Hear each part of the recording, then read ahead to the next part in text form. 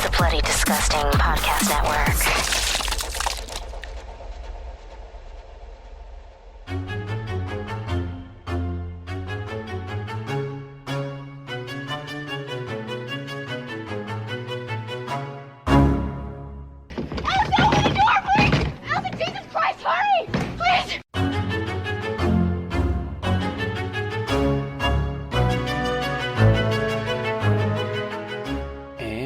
Welcome back to Horror Queers. It's not a Patreon minisode, and it's not a regular episode.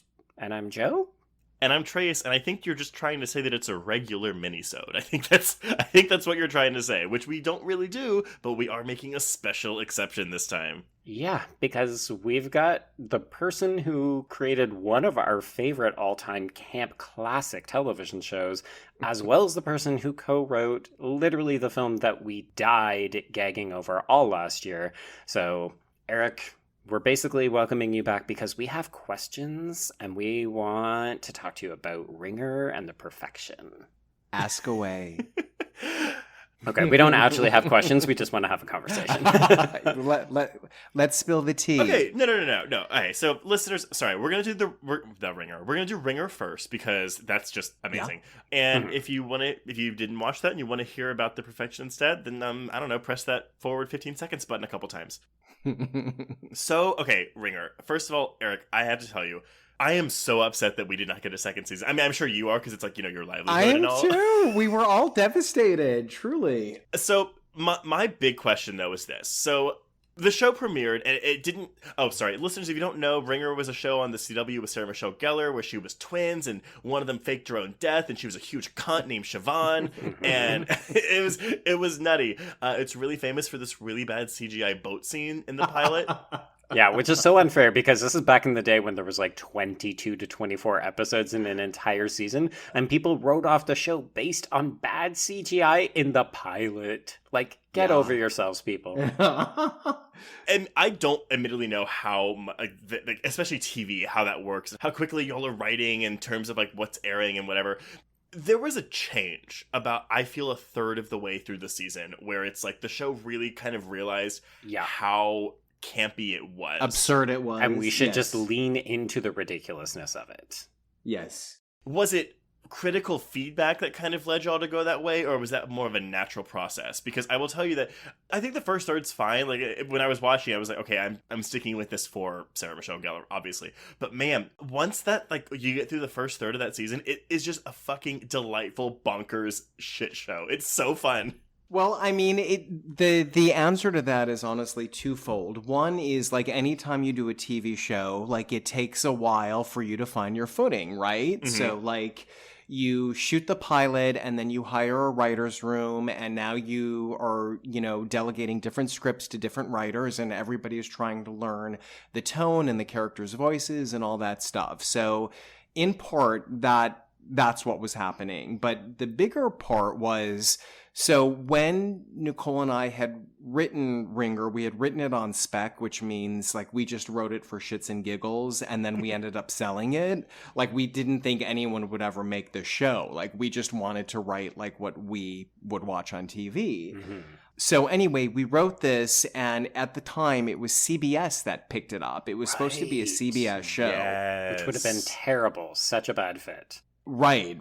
I mean, like, we all kind of knew, like, this was never going to be a CBS show, but, like, they were the ones who were paying us to shoot the pilot. Mm-hmm. And as you know, CBS is owned, or CBS and CW have the same parent companies. You know, it's CBS and Warner Brothers, hence the C and the W for CW.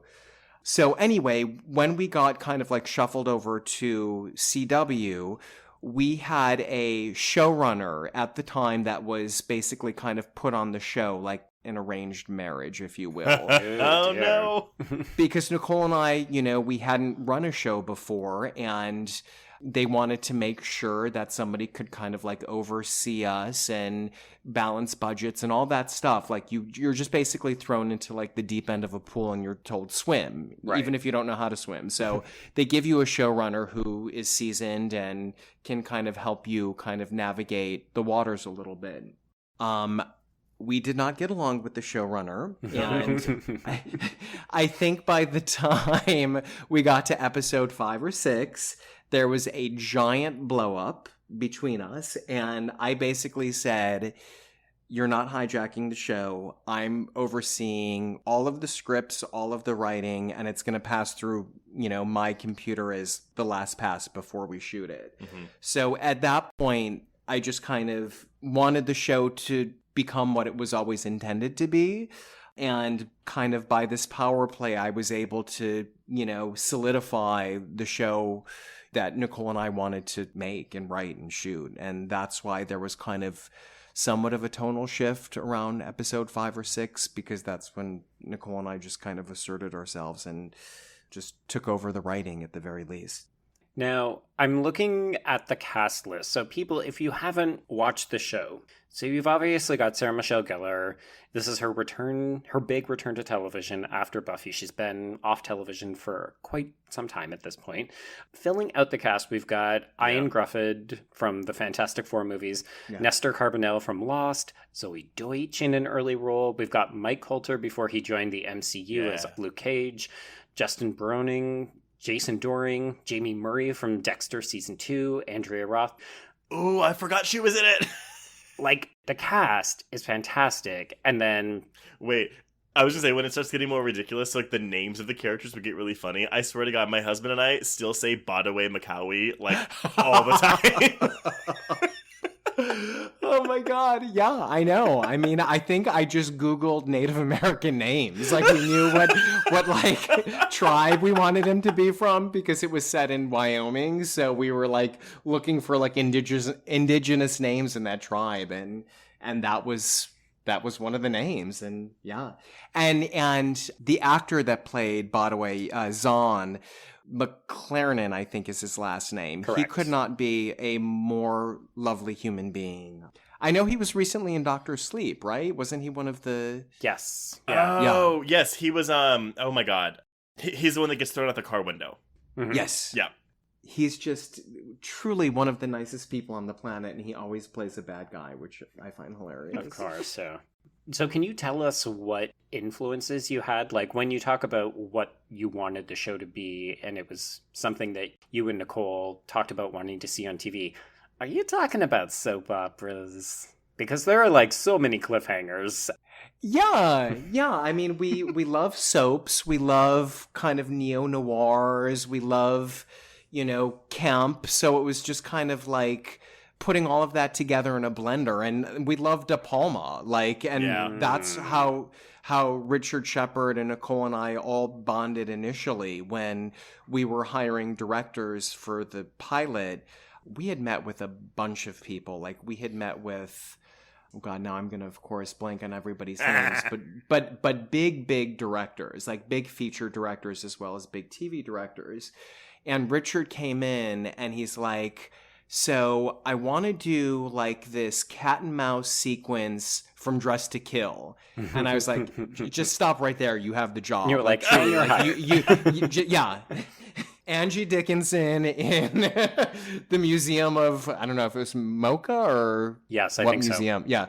But anyway, it was, I mean, Richard has a very similar sensibility to us and he kind of hit all our sweet spots. And I think when we get to the Perfection 2, that's going to really show off. Because Richard did the pilot for Ringer. Did he direct any other episodes as well? It says no. Yeah, he basically is a pilot director and then we'll move on. Gotcha. I know for Girls he did a bunch of episodes because, his wife Jenny Connor was the showrunner and he just loved doing that show. So he would do more, episodic things than he would normally do. I'm trying to think of some of the subplots because the one that always, for me, the turning point of the show was always when the Wild Things subplot came in. And I was they're doing Wild Things. Yes. We'll just rip off that movie. Yeah. Any ridiculous soap. They called it a soap noir because it was which I thought was hilarious. It's pretty great. Yeah. I mean, Wild Things is fucking great. It's one of my all-time favorite movies. I mean, yeah, if you're going to homage something, you could do a lot worse than Wild Things. Yeah. Yeah. Okay, so I feel like we should maybe start to head towards the perfection, but I have to ask. Obviously, the show was canceled, but you ended on a giant cliffhanger. So I have two parts. One, I obviously want to know where you were going to go with season 2, but also I need to know if you ever discussed having the two Sarah Michelle Gellar characters, Bridget and Siobhan meet earlier in the season, because I was so mad. I spent 22 episodes waiting for these bitches to meet, and then it's like you hint that it's going to happen in the season finale, because of course that's what you do. But yeah, did you ever discuss having them meet earlier? You know what?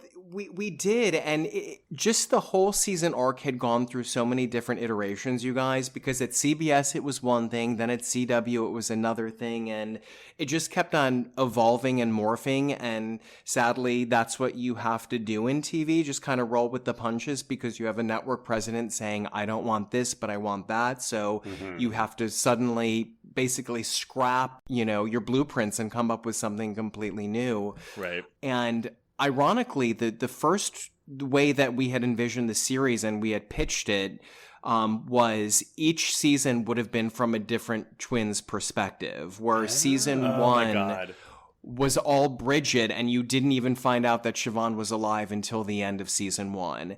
And then season 2 was all Siobhan, and what was Siobhan doing while she was hiding out, hoping that her sister would take the fall. And then season 3, the two sisters finally came face to face, and it was like the showdown. Oh my God, fuck you for not giving us this. Right, I know. I mean, and that's what we wanted to do. But when it got to CW, the president at the time was like, no, you need both sisters in it, and I want them meeting by the end of the season. So, or at least aware of the others, that the other was alive. Well, because it's so funny, because I feel like, and again, I haven't watched it since it aired, but like most of Siobhan's scenes are just fucking Sarah Michelle Gellar on the phone with the worst phone etiquette in the world, because she'll just call someone, be like, what is she doing? And then just hang up on them. Yeah, in Paris. I think she was always in her one apartment building in Paris. Stringing along poor Henry. And did you guys notice that, like, with Siobhan, we insisted on a side part, but with Bridget, we insisted on a center part? Yes. It was a telltale way to differentiate the two. Very important distinction. The hair tells all. And so my last question before we get to the perfection then. So I'm assuming, because I guess the cancellation came after the finale aired. So did they give y'all any kind of word ahead of time? Like, so, or like, was the finale written with the assumption that, we're hopefully getting a season 2? No, we 100% thought we were getting a second season. Had no idea that, like, we already had been working on kind of like a rough architecture for the second season, and then we had gotten word that they weren't gonna pick it up. Yeah, I remember it was one of those things where it could have gone either way. Like, that's how the trades were reporting it, suggesting the numbers are good enough, and it had developed enough of a cult fan base at that point, and it was creating a lot of online chatter, and then it all depended on what the new shows that they were developing, like, if they were strong enough, they would go with the new. Right. And I think that's ultimately what they ended up with. Yeah. And I think that's what's upsetting, though, is that, yes, it had a rocky start. It was still entertaining, but, like, it was not aware of, like, what it was. And I think that's what made it even worse when it did get canceled. It was like, you have this show that kind of struggled out the gate, but then really came into its own. And by the time the season ended, it had this full grasp of what it was and what it wanted to be. And then boom. It's just, it sucks. It really sucks. Yeah. But I loved it. It does, but that's TV, folks. Yes, it is. All right, so let's move on to the movies, which are a little bit more stable. So you mentioned you guys connected with Richard on Ringer. How did you go from Ringer to Cracking the Perfection, and how did you get Richard signed on to that? We had developed a bunch of other TV shows with Richard in the interim between the two projects, and none of them ever just kind of like went to pilot. But since Ringer had ended, we had stayed in pretty close contact with Richard, and either he had a development deal or we had a development deal, and we would always try to loop the other into whatever we were working on. But it was in 2017, he came to, Nicole and I were at Universal at the time, and we still are, but he came to our offices at Universal, and he's like, so I have this idea for a horror movie, but I need somebody to write it with me. So let me kind of like pitch you just this sequence that I have in my mind. And he pitched us the bus sequence. Yeah, he did.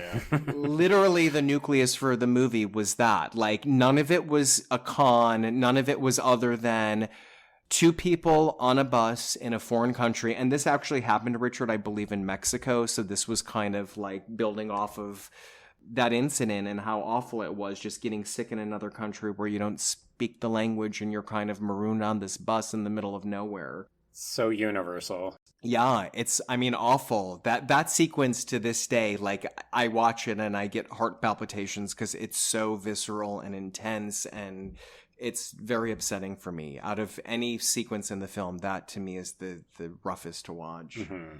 But yeah, and The Perfection was originally set in Mexico because, you know, A, we like going to Mexico so we could shoot there. And B, that's where, you know, Richard had gotten sick. So we're like, okay, let's set it in Mexico. And it was when Allison came on that we changed the locale to China because she was shooting Lemony Snicket in Vancouver. Oh. And she would shoot that during the week. And she's like, I can shoot this movie, but I have to do it on the weekends. Oh, God. And I can't leave the country because, like, it's too long insurance. Yeah, it's okay. too long. And, you know, the insurance for Lemony Snicket would go through the roof because, God forbid, she was somewhere else and she couldn't get back. And that would affect the production schedule, all that stuff. So we're like, well, there's no way Vancouver can ever pass double for Mexico. Vancouver can double for a lot of places, but not Mexico. Yeah.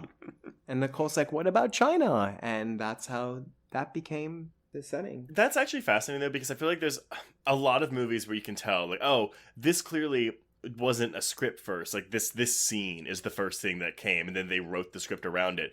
And usually that can actually be bad for a film, but in The Perfection's case, it's not, because there's so much more shit that comes afterwards, sometimes literally.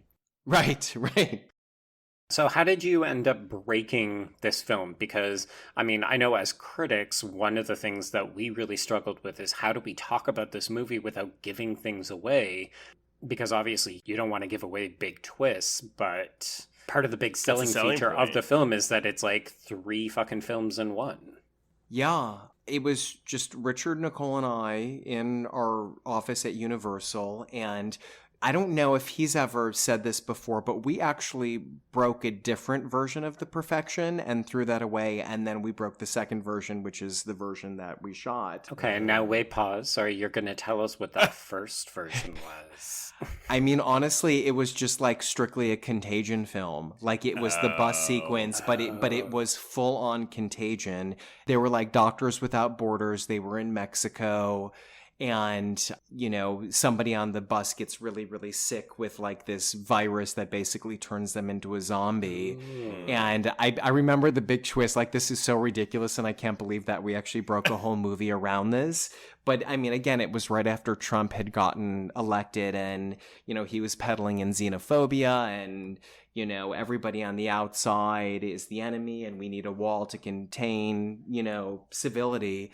But I think the joke in the movie was you had a character who refused to like eat any of the food or drink any of the water in Mexico. And what you found out in the third act was the kind bars that he had shipped to Mexico were the things that were actually contaminated.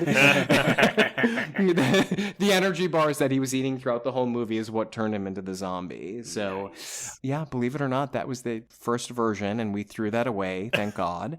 But we kept the bus sequence and, you know, it was so funny because it really was trial and error. Like, Richard kept on saying, okay, like, this bus sequence is really gross, but I want to do something high end and I want to shoot pretty things and I don't want to be on an ugly bus the whole movie. And he had pitched, like, what if we set it like at a film festival and like we're in like Monaco or something and someplace really, you know, European and glamorous and just the production value would be really stunning. And then Nicole had pitched, she's like, well, no, I hate Hollywood movies about Hollywood movies. Yeah. So, let's make it, 1 degree away. And maybe it's like some sort of like music competition. And she just kept on talking about Hillary and Jackie and how, and that's honestly how that's when the cello enters the picture. Yeah. So it was just a lot of trial and error. And, I had never seen The Handmaiden, and he had showed us that. And he's like, I love this because it's like 3 movies in one. And just when you think you have it figured out, we throw this giant wrench in the equation where it's not only a twist, like we've literally ratcheted the movie into another film. And he just kind of kept on talking about that as being the reference point for how he wanted to make this movie. So I guess we did kind of break it in the 3 mini movies, or 4, I guess. It's definitely hard to market. I remember being pleased with the trailer, because even though they do show the bus scene in the trailer, it's like, well, if you're going to spoil one thing, like that's probably the best thing to spoil. Yeah. I am forever grateful for my experience watching it at Fantastic Fest, because it was added to the doc, I want to say, like the week of the festival. Like it wasn't even... Yeah. And no one knew what to expect. But it was playing up against, what's the Barbarian Sound Studio guy, In Fabric? Oh, In Fabric. Yeah. It was playing up against that, and I was like, well, I've never seen any of this guy's movies, so I'm going to go take a chance on the perfection. And it was such a surprise, and that's the best way to watch that movie. I feel like had it gotten, had it gone theatrical, which I don't know if it ever... Given the subject matter, if it ever would have been, I mean, you know better than I do about whatever deals y'all were making, but I imagine that the marketing would have been something like The Hunt, how it did that, where it's like, right. We can't tell you anything about this movie because it's so shocking. Right. Yeah. I mean, it really is impossible to market this film. It is. And it was a big discussion at Netflix, and all of us had gotten into many arguments about what can you show in the trailer and what are we hiding? And, you have to give them something, and I remember the Cleaver moment in the trailer, like I fought it tooth and nail. I was like, you guys, that is like one of the biggest jaw droppers in the entire film. Like you can't know that she's like gaslighting her. You just can't. But anyway, I think they made the right call because that's what got eyes on it. So... I mean, it's definitely a word of mouth movie, and I mean, trust me, I made every single one of my family members watch it because I was like, y'all just don't read about it, just watch it, I'll just put it on for you. Yeah. I mean, I think you're selling yourself short if you're suggesting that it was just that the marketing did a good job, because like if the movie didn't have what's in there, like if it didn't have the rape revenge qualities, if it didn't have the sudden twist, if it didn't have the playful nature in the bracketing device between the different storylines, I mean, I think people would probably still like it, but I don't think it would have gotten the buzz that it got coming out of film festivals. Like, this was 100% my most anticipated film of the year because people would not shut the fuck up about it. Everyone was just like, I can't believe I got to see the perfection. He's talking about me. You and everybody else who saw it at Fantastic Fest, because the rest of us literally just had to sit and wait for it to casually drop on Netflix. Right.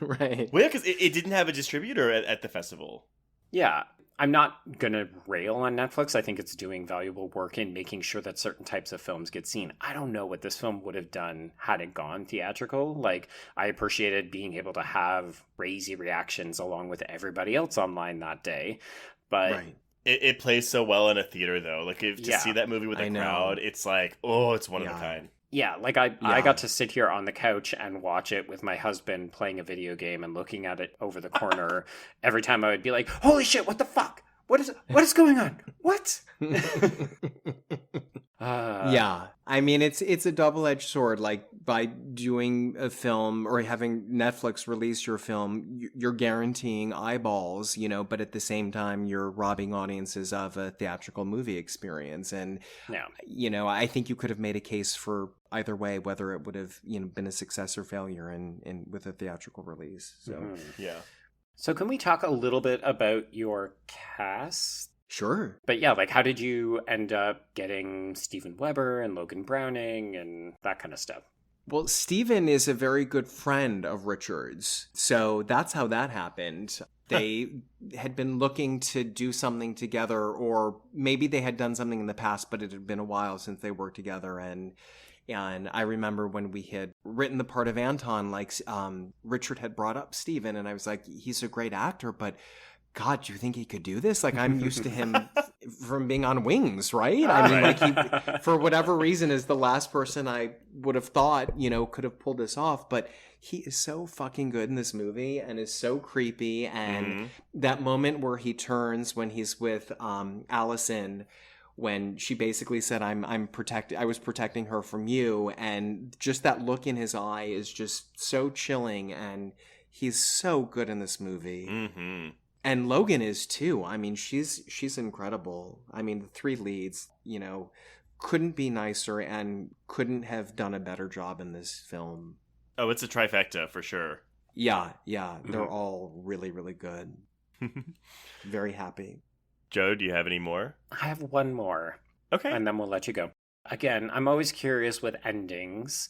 Yeah. One of the things that I heard people talk about was they wanted more insight into the nature of the titular perfection and whether or not the cycle of abuse that's documented in the film, like, are we meant to assume that everyone in that school had been sexually abused in order to achieve that perfection, or is it special cases?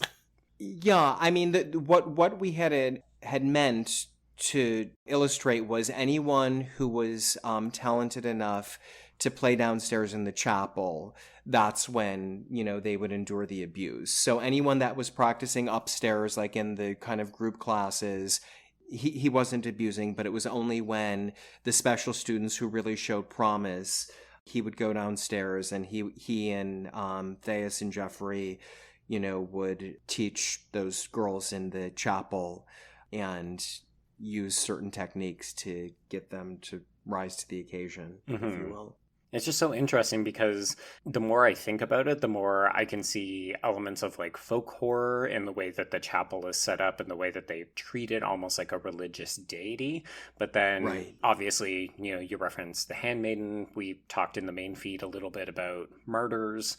I can see the East Asian horror influence in the way that it's like, it doesn't even matter if this is an actual religion, if they really think that they're going to ascend to something. It's the practice of the sexual violence that makes, I don't want to say it's interesting, but that this is what everybody is believing in. Right. And when we were writing this too, I think The Keepers had just dropped on Netflix too, and the three of us were obsessed with it, and just the idea of, this ritualized abuse that happens in the Catholic Church on a regular basis was kind of fodder for this too, Yeah. If people haven't checked out The Keepers, it's a really disturbing docuseries, and it's definitely worth your time. That's the where the nun gets killed, right? Yeah. Yes. Yeah. Yes. Okay, cool. It's so much more convoluted than that, though. I mean, yeah. I'm sure I'm reducing it just a bit, but you get me. Yeah. Okay, so you teased it briefly on the main feed, but Eric, do you want to tell us again what the name of your next project is? Maybe if we have like a date about when we might expect it or what stage it's at? Sure. So it's a new horror feature that I co-wrote with Nicole Synder and Richard Shepard, the same team that we did The Perfection, and Stacey Reese, our producer who produced The Perfection, is going to produce this. We just set it up at Sony. It's called Her Name is Retribution. It's another twisty, turny, kind of psychological horror film where just when you think you understand what you're watching, you realize, oh God, that's not what this movie is. And this one we set in Paris because we want to go to Paris. I mean, that's the 100% reality. We want to shoot in Paris. So I don't know when we're going to do it. We just did a rewrite for Sony. So we're waiting to kind of get their thoughts on the rewrite. And, inevitably they have more notes and tweaks. And once they're ready to sign off, then they greenlight the film and you can start shooting it. So we'll see. Hopefully it's around the corner. Right. Yeah. Fingers crossed. I think everybody is hoping that production can resume shortly. I know. It's really crazy. Well, yeah. Yeah, we don't know. We don't know what's going to happen tomorrow. So it's super, super fun, especially if you're a planner like me. I know. I'm in the same boat. It's excruciating. So It is what it is. Well, thank you so much, Eric. I know you've given us a lot of your time because you not only did a full-length episode, but you also were kind enough to come back for this interview. So thank you again for talking to us about our guilty pleasure. I'm not even going to say guilty pleasure of Ringer. It's a pleasure. Yeah. No, I'm not guilty about it at all. And of course, The Perfection, which is one of the best films to come out last year. Yeah. Well, thanks, guys. I appreciate the kind words, and I had fun, and thank you for having me. Of course. Okay. All right. Well, on that note, then we'll cross out this interview. I don't know how to do that because we've never done an interview before.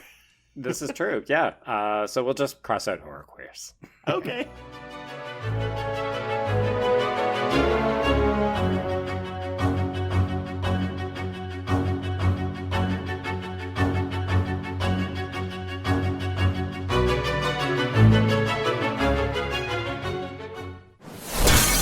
Bloody Disgusting Podcast Network, home of creepy, disturbing, and terrifying creepypastas, SCP archives, weekly full cast storytelling, horror queers, genre commentary from an LGBTQ perspective, and the Boo Crew. For horror-centric interviews, listen free wherever you stream audio and at bloodydisgusting.com/podcasts.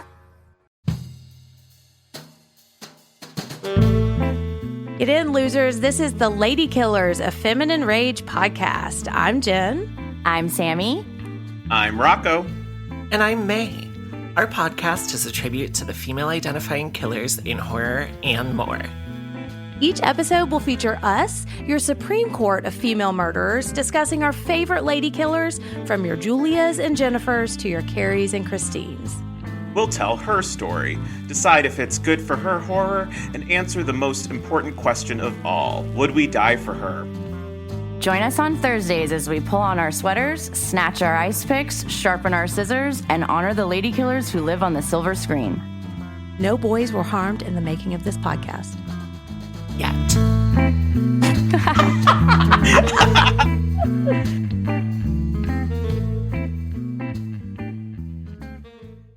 It was late in the afternoon when the professor and I took our way towards the east, whence I knew Jonathan was coming. Jonathan Harker has asked me to note this, as he says he is hardly equal to the task, and he wants an exact record kept. Dear Madam Mina, I have read your husband's so wonderful diary. Strange and terrible as it is true. I will pledge my life on it. God preserve my sanity, for to this I am reduced. Safety and the assurance of safety are things of the past. I am in hopes that I shall see more of you at Castle Dracula.